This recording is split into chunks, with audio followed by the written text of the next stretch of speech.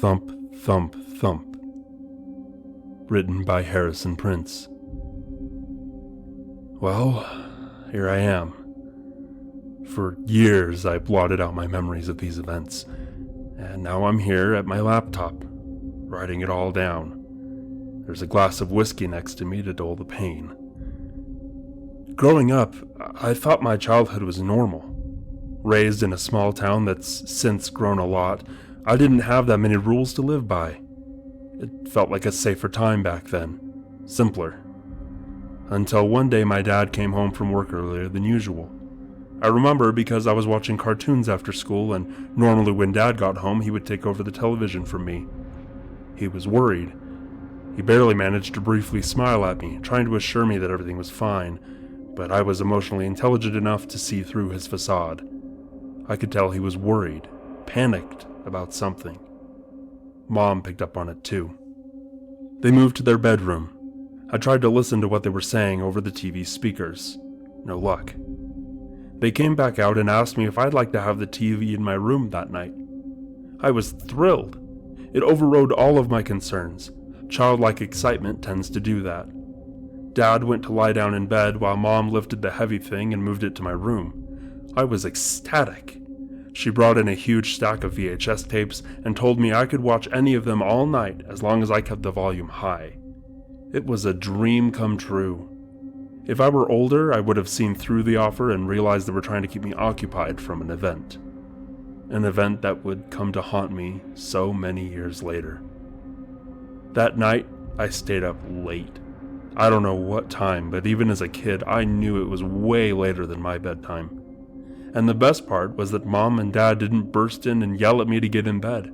I was allowed to watch movie after movie, snacking on treats my mom had bundled up for me. I even built a blanket fort off the side of my bed to fully enjoy the experience.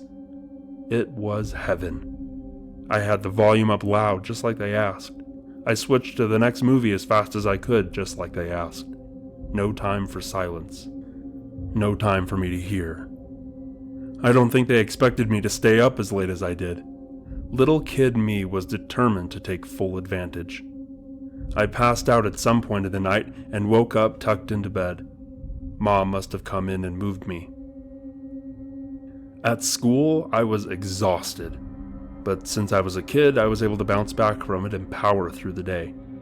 I don't remember if it was that day specifically or just a mixture of memories throughout my childhood, but the other kids talked about how their parents had been extra worried that night and that they covered the windows in the kids' rooms, doors locked and boarded up.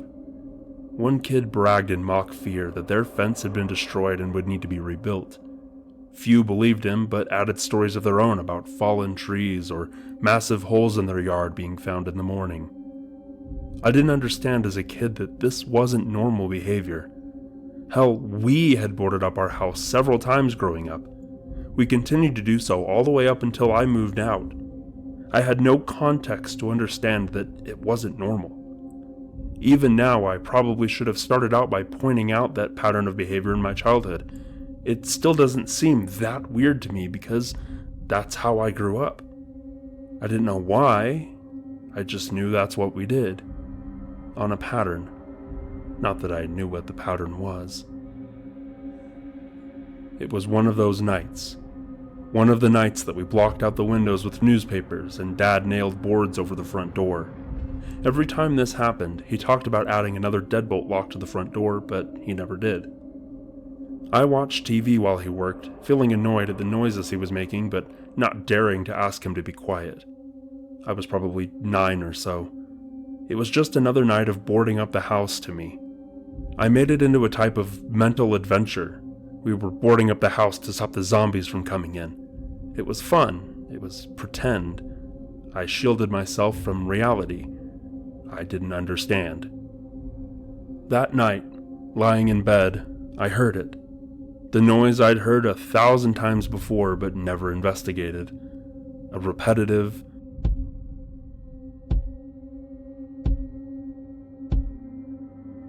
the rhythm of the thumping was slow and changed a few times, but it was unique and unmistakable. The house was quiet, so quiet that I could hear my mom and dad whispering from the front room. they were still awake. I did what I wasn't supposed to do. I got out of bed, went to the window, pulled back a corner of the newspaper taped to the window, peered outside, and my jaw dropped open. A huge bunny was hopping down the street on 2 feet. It was as tall as a person, maybe taller, and held its arms up like kids at school did when pretending to be a dinosaur or a monster. Each thump was the sound of the bunny taking a hop. It must have been heavy to make such a booming noise with each jump. The ears flopped around with each hop, staying down near its cheeks. The back legs were muscular and folded neatly under its body. I couldn't tell if its butt was touching the ground between jumps or not. The thick legs covered the view. A human adult-sized rabbit that hopped around on 2 legs. It was so ridiculous that it was scary. The sheer implausibility of what I was seeing scared me shitless. I dropped the corner of the newspaper and jumped into my bed. I buried myself under every blanket and pillow, trying to get the rhythmic thumping out of my ears.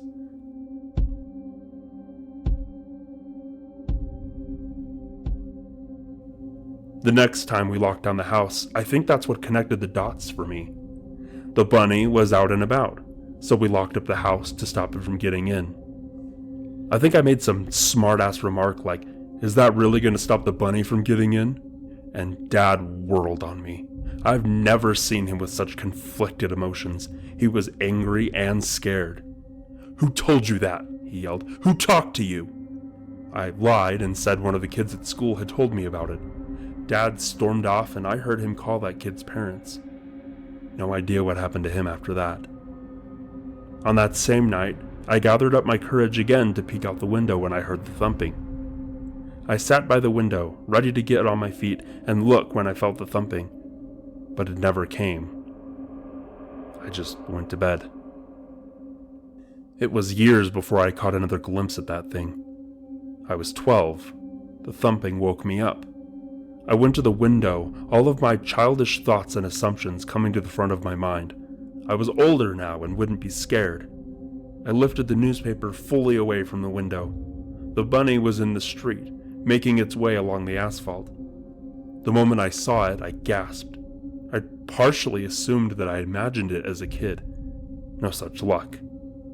The rabbit sensed that it was being watched. Its posture became rigid. It stopped and stayed on 2 feet. The ears, which were drooped around its cheeks, suddenly perked straight up. Its head snapped in my direction. The hands drew in closer to its chest, like a meerkat I'd seen in some nature documentary. I shrunk back, dropping the newspaper back into place.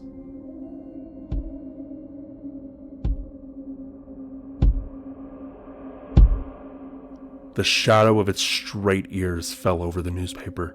It was blocking out the streetlight. It stood there for a few seconds, waiting, I'm not sure what for. I had shrunk back to my bed, grabbing my pillow for some vague sense of safety. After a few seconds, the shadow turned and moved away.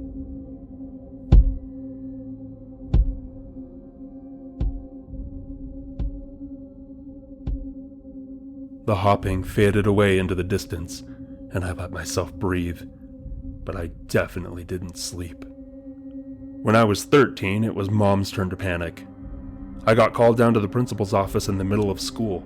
My mom had called the school to talk to me. "Do you have a friend's house you can stay at tonight?" she asked immediately.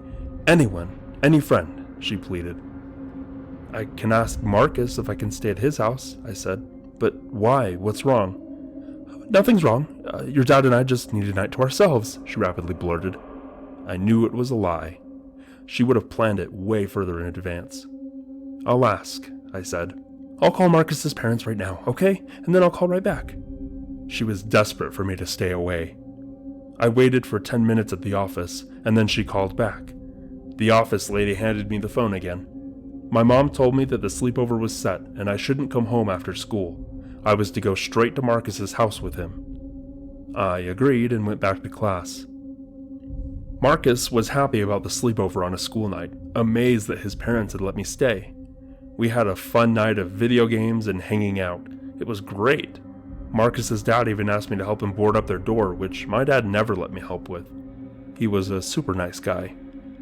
I was able to ignore the whole pretext of why the sleepover and lockdown was necessary. At 15, I was tentatively smoking a cigarette on the train tracks with Marcus. Every draw made me cough. Marcus was complaining for the 100th time that he wanted a dog and his parents always said no. He pointed out that no one in the entire town had one either, and wasn't that weird? Wasn't that odd? I nodded along, wishing he'd get over it already. We were shooting the shit, waiting for another friend, Brian, to meet up with us. He was running late, and we would all have to head home soon to help board up our houses. The sun was getting close to setting. Brian came tearing out of the woods, yelling for help with tears streaming down his face. "My dad is freaking out," he cried. "Please help me." We all raced through the trees, over the bridge, and to the trailer park. The place was deserted in anticipation of the night's events. All except for Brian's trailer. The door was hanging open, presumably from when Brian had raced out to come find us. The sun's dying rays glinted off the window as we ran up onto the porch. Brian let us in, and we both coughed a little at the excessive cigarette smoke in the air. The television was on and playing loudly. An empty armchair stood facing it, a glass of whiskey balanced on one arm and an ashtray on the other. A cigarette was put out in the carpet next to the armchair, burnt and stomped out. On the floor between the armchair and the TV was Brian's dad, lying face down in the carpet. He was moaning and twitching, barefooted and wearing pajamas and a white stained shirt. My eyes were drawn to his arms. They were shrunken and shriveled up, only about half of their normal thickness and length. They seemed permanently bent at the elbow based on how he was flailing them around on the floor. I was just about to ask what had happened when he started to cry. Not screams of pain, not yells of horror, just tears. Tears as his feet began to stretch. The distance between his toes and ankle grew rapidly. Each foot crackled and snapped, making sounds like rubber bands being stretched too far. Brian's dad continued to cry, his thighs inflated like balloons while his toes curled into nubs at the tip of his heel. We all stepped back, horrified as fur began to sprout from every inch of his skin. His ears physically moved up along his head to his temples, then to the top of his head. The earlobes grew to become floppy, furry, and banana peel-like. His nose shrank and combined with the expanding muzzle that his mouth shaped into. The final face was a terrifying amalgamation of human and rabbit. His forehead and jaw were unmistakably human. The rest of him carried features from both species. Every change elicited looks of horror from us and ungodly sounds of bodily manipulation. Fingers also grew together until they were nothing more than nubs at the end of a rounded paw. He grew in size until his shirt tore and his pants too. A white tail that looked like a massive ball of cotton sprang out of his ripped pants.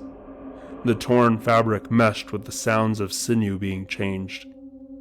All of us had backed away to separate walls, all cursing and praying with different breaths. Finally, Brian's dad stopped squirming. The noises stopped. The hesitation only lasted a second. He started to get up.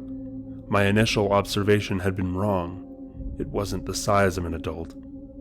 It was bigger. Easily 8 feet tall. Brian's dad, now the bunny itself, struggled to stand with 2 legs, hitting its head on the ceiling of the trailer. The room went silent except for our terrified breathing. All of us clambered backwards away from the giant thing. Marcus tripped over the armchair. The glass of whiskey shattered and the ashtray tumbled across the carpet. The movement startled it. Brian whimpered for his dad under his breath. His dad's head swiveled toward him. The eyes were still human, but vacant, entranced.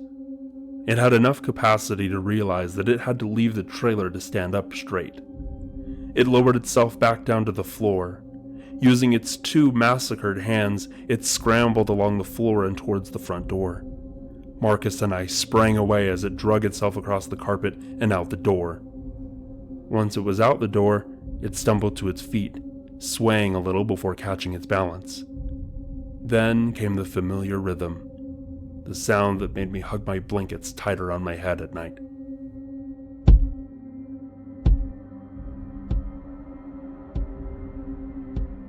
Brian's dad hopped away, leaving the trailer park behind and heading into town. Brian was in utter shock. He dropped to his knees, tears streaming down his face. He didn't even come to look out the front door. He knew. We all suddenly understood everything we'd experienced for the last 15 years of our lives. Without a word, I ran home. They were furious that I was late. They had waited for me before boarding up the door. This time, I helped without asking. Dad noticed. I said nothing. Brian's dad was fine the next day. It never got brought up again. Brian didn't do so good mentally. We kind of stopped talking, which I regret after all these years. From that point on, I followed the pattern. Every 27th night of every 4th month, I went home before sundown. I'd help put up newspapers in every window and board the doors shut. I would go to bed. I would sleep through it. In the morning, we would take it all down. A simple pattern. Like I said, times were simpler. I moved out for college, moved to a bigger city for work, and have only visited on major holidays. Never on a lockdown night. I was able to block out most of this until tonight. It's now 8:03 p.m. where I am. I've been drinking for 2 hours and writing for one of them. I had to put on noise-canceling headphones to block out the incessant dogs barking outside. Sunset is at 8:13 p.m. I checked. No one at home will answer the phone. It's a lockdown night, I know that. I'm in my own house, far away from my childhood home. But there's a fucking rabbit's tail growing out of my tailbone, and my legs won't move.